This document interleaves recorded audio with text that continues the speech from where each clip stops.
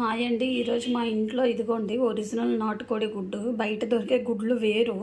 వాటి మీద coffee colour వేసేసి లేదంటే టీ డికాషన్లో ముంచేసి పెడుతున్నారు. అది కరెక్ట్ కాదు. ఇది ఒరిజినల్ది. దీంతో ఈరోజు మనం ఎగ్ దోశ చేయబోతున్నాం. అది మీకు ఈ రెసిపీ మీకు తెలుసు, నేను కాదనట్లేదు. కాకపోతే మీలో ఎవరికైనా ఎగ్ దోశ కానీ నచ్చినట్లయితే, మీకు ఈ నాటుకోడి కాంబినేషన్ నచ్చినట్లయితే మీరు తింటారేమో మీ ఇంట్లో వండుకొని అని మీకు చూపిస్తున్నా. ఇదిగోండి గుడ్డు వేసాను. ఇదిగోండి ఎక్స్ట్రా గుడ్డు, వేరే నాటుకోడి గుడ్డు. మీకు ఇది నచ్చుతుందని నేను అనుకుంటున్నాను, ఎగ్ దోశ. మీకు కానీ ఈ వీడియో నచ్చినట్లయితే please like and subscribe. Bye. ఇదిగోండి మీకు చెప్పినట్లు ఎగ్ దోశ వేసుకున్నాను ఒకటి, ప్లెయిన్ దోశ వేసుకున్నాను. దీనికి కాంబినేషన్లో ఉసిరి పచ్చడి వేసుకున్నాను.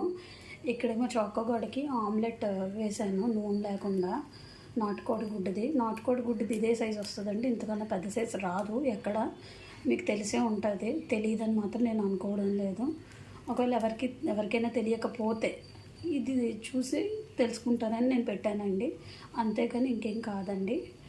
అండ్ ఇది ఎప్పుడో మంత్లీ వన్స్ ఒకసారి తెప్పిస్తాను నాటుకోడి, అందుకని వీడికి పెడుతున్నానండి. మీకు ఈ వీడియో నచ్చినట్టయితే please like and subscribe. Bye.